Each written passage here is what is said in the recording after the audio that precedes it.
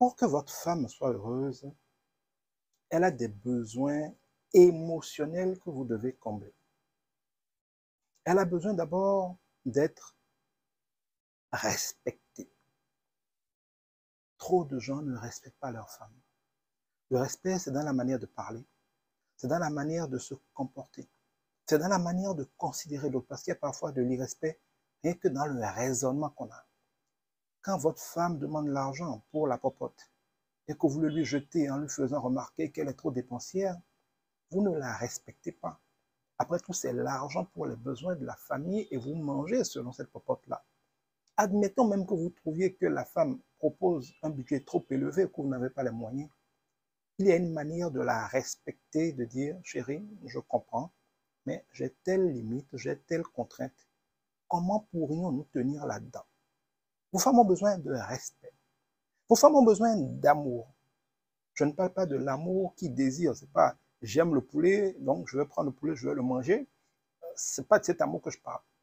Je parle de l'amour agapao, l'amour qui s'offre à l'autre, l'amour qui est patient, l'amour qui respecte, l'amour qui se sacrifie pour, l'amour qui croit au meilleur, l'amour qui comprend que l'autre peut ne pas être parfait, mais qui va attendre qu'il soit parfait.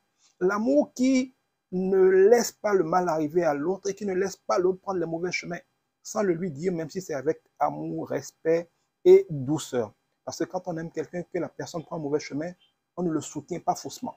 On ne lui dit pas qu'il a raison alors qu'il a tort. Oui, si par exemple votre épouse en public fait quelque chose qui n'est pas bien, en public, vous devez la soutenir et la protéger. Mais dès que vous rentrez dans votre intimité, vous devez être capable de dire, chérie, tu sais, de toi à moi, là, tu es un peu exagéré. Et lui expliquer avec amour, patience et douceur ce qu'il aurait fallu faire. C'est aussi cela l'amour. L'amour, c'est d'être patient avec l'autre. Vous ne pouvez pas vouloir que l'autre change du jour au lendemain. L'amour, c'est de rassurer. Les femmes ont besoin de se sentir rassurées, de se sentir en sécurité. Et là, c'est ce que les hommes offrent aujourd'hui le moins, à force d'être des vagabonds, des coureurs de jupons, des chiens qui mangent à toutes les sauces, des cochons qui couchent avec n'importe qui et qui prétendent que tout trop est trop, des gens qui s'affichent partout avec des femmes d'autrui, des filles d'autrui, des maîtresses, qui dépensent leur argent dehors, qui font des enfants dehors. Vous avez une femme qui ne se sent pas rassurée, qui n'a pas l'impression que son avenir est sécurisé. Quand une femme n'a pas l'impression que son avenir est sûr, elle est sur ses gardes. Le problème, c'est que la femme est comme un jardin. Vous pouvez venir voir plein d'herbes touffues, qu'il y ait des serpents, qu'il y ait des scorpions, qu'il y ait des lézards, et c'est laid, c'est vilain, il y a des cactus. C'est parce que vous n'avez pas entretenu ce jardin. Un jardin se travaille, un jardin se cultive. On enlève les mauvaises herbes, je viens d'en parler, on plante de beaux herbes ou de belles fleurs, on arrose, on taille, on soigne, on met parfois des aménagements, des pavés, des bancs, on met quelques arbres, on investit dans un jardin. Et quand quelqu'un vient voir un jardin qui dit « Waouh, c'est beau ce jardin », et qu'il est content de s'y asseoir, d'y cueillir des fleurs, d'y sentir les fleurs, d'y voir les oiseaux chanter, que c'est un petit paradis sur terre, c'est parce que quelqu'un, pendant des années, y a patiemment investi et travaillé. Votre femme est ce jardin-là. Si vous avez une mauvaise femme, une femme acariâtre, une femme aigrie, une femme qui n'est jamais heureuse, une femme qui se dispute tout le temps avec vous, c'est soit que vous avez pris la mauvaise femme, soit généralement parce que vous l'avez aigrie, vous l'avez laissé euh, devenir amère, vous l'avez laissé devenir un jardin sauvage qui n'est pas cultivé, qui n'est pas soigné. Vous avez semé tellement de mépris, de non-respect, de haine, d'impolitesse, d'infidélité, d'arrogance, d'indisponibilité, qu'elle est devenue aigrie. Il y a des femmes que leur mari trouve mauvaises parce que les maris sont mauvais, irresponsables, incapables d'être de bons époux. La même femme quitte cet homme-là, elle se marie avec quelqu'un de responsable, de sage, elle devient la meilleure femme du monde, la plus douce du monde, la plus adorable du monde. Et les gens se demandent comment elle a pu changer. Eh bien, chacun vit en réaction à ce qu'il subit. Si vous êtes un homme mauvais, un homme brutal, un homme irrespectueux, vous ne pouvez pas avoir une femme douce et aimante.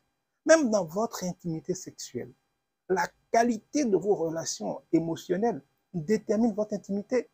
La femme qui se sent en danger, La femme qui doit te disputer pour avoir chaque fois 1000 francs de popote. La femme qui est tout le temps en train de s'inquiéter parce que vous avez des maîtresses. La femme qui doit vous surveiller. La femme que vous exposez à votre famille qui la méprise, qui la querelle.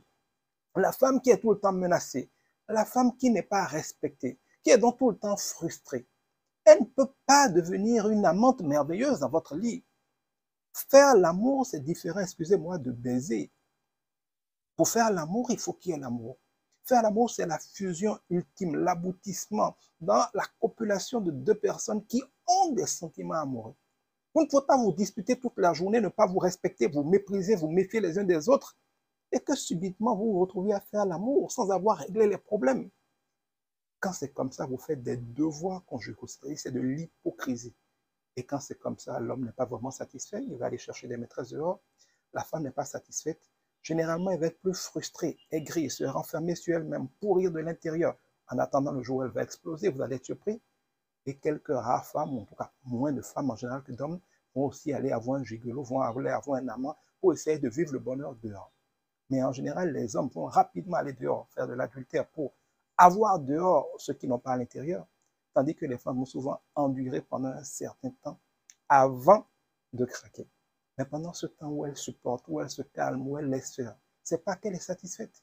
Je le dirai dans d'autres vidéos, il faut aussi apprendre à communiquer. Trop de femmes sont frustrées, malades, blessées, tuées dans leur amour propre et dans leur amour, mais donnent l'impression que tout va mal. Et les hommes pensent que tout va bien parce qu'ils donnent la propos tous les jours et qu'ils font leurs devoirs conjugaux de temps en temps. Non. Un couple, ça se construit, ça se surveille comme du lait sur le feu, afin que les deux soient heureux. Les deux doivent trouver que le couple est l'endroit le plus merveilleux au monde, l'endroit où quand il y a de l'adversité partout ailleurs, on peut venir se réfugier et prendre des forces. Travaillez sur vos couples. Dites-vous la vérité. Avec amour, j'insiste. Avec douceur, j'insiste. Avec patience, avec tolérance. Mais il faut bien crever les abcès. Le bonheur en couple n'est pas un luxe, c'est une nécessité pour que l'homme soit épanoui, pour que la femme soit épanouie.